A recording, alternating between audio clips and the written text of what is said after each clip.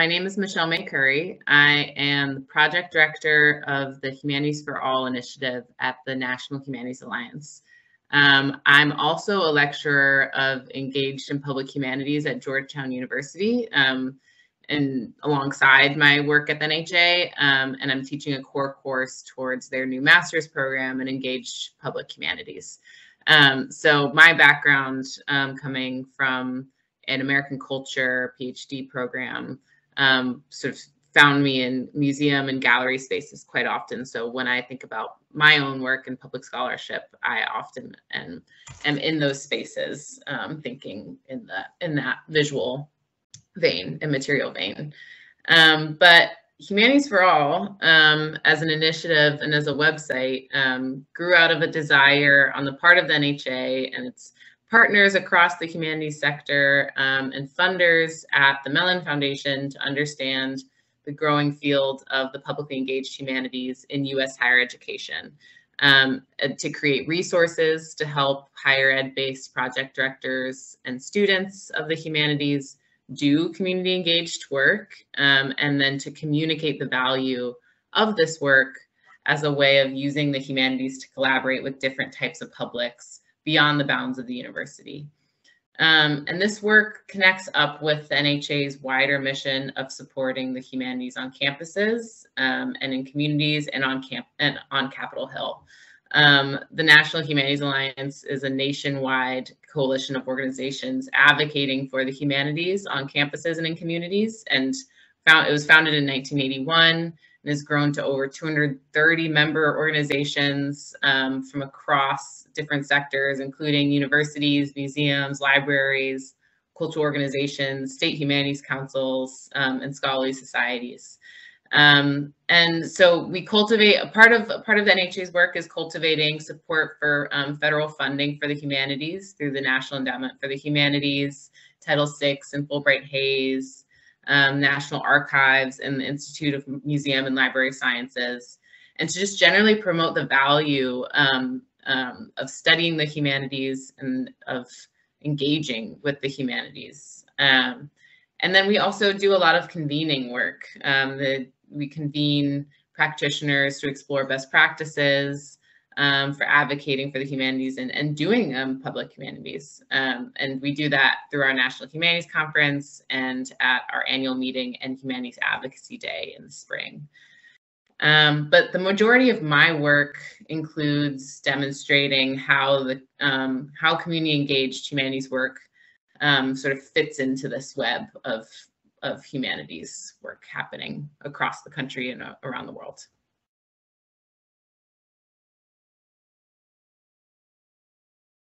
There's Humanities for All, the initiative as a whole, and then Humanities for All, the website, which is, I think, for librarians, going to be the most useful resource that we have. And within our website, we have many, smaller resources that I can dig into. But the initial effort of Humanities for All was started in 2018, was to collect and categorize and profile higher ed publicly engaged projects and make them available in the form of a searchable database. So this led to a database of 1,500 projects, which over the course of the initiative's lifetime has now grown to over 2,000 projects. And those projects are searchable by institution type, by type of community partner that they engage with, by discipline, by theme, and by state. And I like to put the caveat here when I talk about the public and public humanities to acknowledge that sort of that line between academics and higher ed and sort of like an unnamed public is an absolutely blurry and arbitrary one, and that when not engaged with critically can sort of reinforce some of the class and race and gender hierarchies that many of these projects are trying to upend. And so, Humanities for All does its best to sort of bring nuance to that understanding of the public and public humanities by giving many, many examples of who the public is, who the community is, and what higher ed can be. And so in order to help capture some of that nuance, the Humanities for All website also published over 50 in-depth profiles on some of these projects that do deep dives into what they are, and highlighting voices of project directors and participants, and sort of linking to images and videos. And then we also work to synthesize themes across these projects. So with the aim of sort of better defining what the public humanities are as it is sort of a quickly coalescing field. It's, people have been engaging the public for decades and, in many different ways since, higher ed's inception and well before higher ed. And so, but thinking about sort of the current moment of what the public humanities are and higher ed's embrace of this work right now, and it's sort of heavy funding across philanthropic and grant-making spaces. We're trying to sort of think about what those themes are. So our synthetic essays are well used and well loved by faculty and practitioners and students. And as a library resource, I wanted to pinpoint two essays in particular that might be useful. One is on a typology of the publicly engaged humanities, and another is on the goals of public humanities work. And the typology essay is really great for thinking about how to do this work. So how do you do, or what is public humanities research versus teaching versus programming, outreach that might be sort of more public facing rather than publicly engaged. And then what is the infrastructure that supports all of this work? What are the majors and minors, the centers and institutes, the grant funding lines that support all of this work? So that essay is really great as a starting point. And then for a more values-based approach to the public humanities, we have an essay on the goals of this work, which details 5 goals, including informing contemporary debates, amplifying community voices and histories, helping individuals and communities navigate difficult experiences, expanding educational access, and preserving culture in times of crisis and change. So in thinking about the values of public humanities, that's really where we sort of highlight some of that work across our website and across publicly engaged efforts. And so over the last year, we've also launched a number of resources that move us from thinking about what the public humanities are to supporting public humanists in all their different forms and creating spaces for convening virtually. And so we've launched a blog on our website where publicly engaged project directors can sort of talk about their work in first person. And we've also launched a newsletter, which I can talk about a little bit later. But it's sort of a monthly newsletter that is a roundup across the web and across the community of folks doing public humanities work.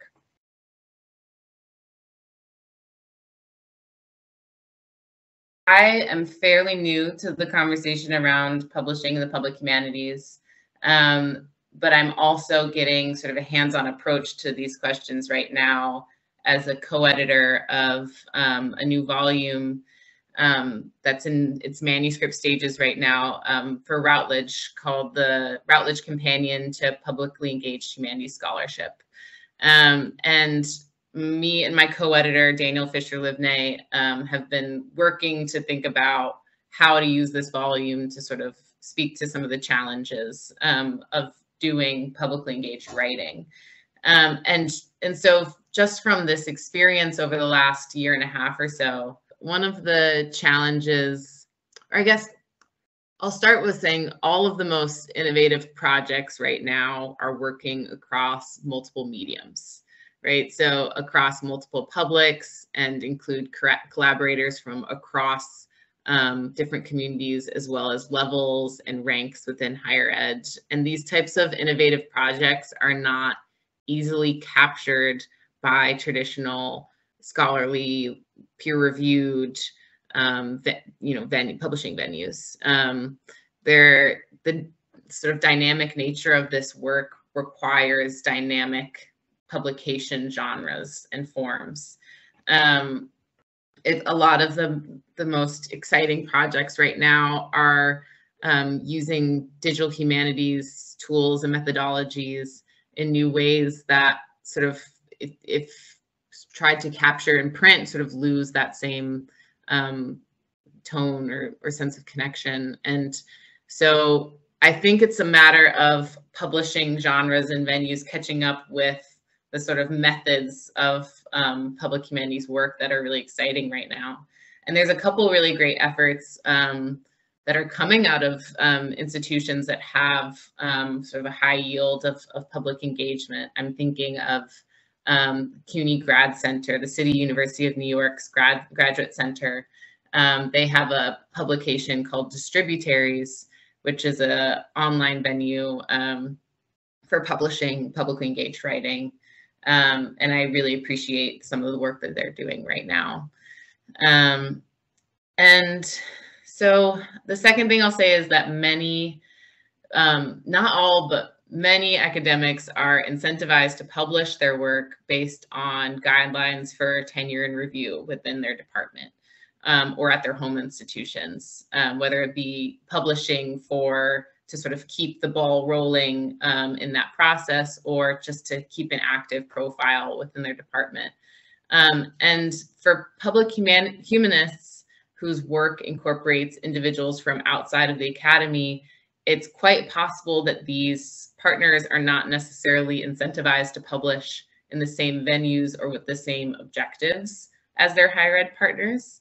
And so finding a forum and venue that sort of meets everyone's needs is difficult and currently not widely accepted within tenure and review processes right now. So sort of juggling the different needs of partners and scholars, the different timelines that might require is something that I'm seeing play out a lot across the humanities landscape right now.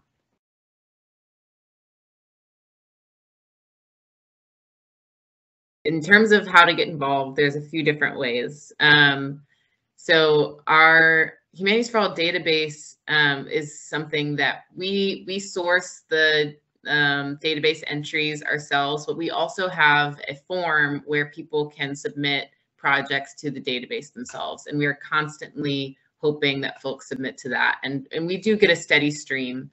So I encourage anybody to submit projects that they're a part of or that they know of that are happening on their campuses that might fit within the Humanities for All database. And I also would love to encourage people to submit proposals to write for our Humanities for All blog. It publishes on a monthly basis, and it's a really great publishing venue to have on our website that sort of gives another layer to representing the work of higher ed scholars invested in community collaboration. So as I mentioned before, Humanities for All has been sort of a resource for people interested in learning what the public humanities are. And now we're hoping to sort of make the website and the initiative as a whole useful to people interested in looking for support in doing publicly engaged work. So we're hoping to launch a resources page in the coming months, which we will fill out hopefully over the next year or so with reports and resources that speak to a range of needs for our humanists. And we've had a lot of interest in sort of mapping out the infrastructure that currently exists on higher ed campuses that supports public humanities work. So as I mentioned before, the sort of majors and minors, the course pathways, the fellowships and grants, institutes, internships, the workshops, the labs that sort of are the breeding ground for this engagement.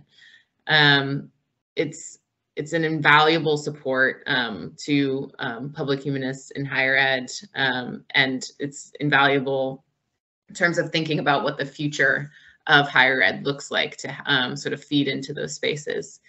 And so we're hoping to create resources that show the scope of possibility for these types of infrastructures on campuses. And we've been sort of doing some one-on-one engagement with institutions to help them think about what that could look like on their campuses. So if anyone who is watching this would be interested in receiving support in that way, that's tailored to the particular needs of their campuses, we would be really happy to partner with you in that way. And then finally, we're always looking to find more and better ways of communicating and interacting with the public. And this year, I mentioned before that we launched a newsletter, and it's a monthly newsletter that we publish on Substack that offers a roundup of publications, of public humanities publications, call for papers, job ads, internship ads, event news, and we source it from across the country. And our subscriber list, since starting in January, has grown to over 1,000 people in a short number of months. And so we're very aware that there's a hunger for this type of community, even if it's a virtual monthly newsletter community. And we're always looking for submissions to this newsletter as well to keep it running. So lots of ways of getting involved in the next year.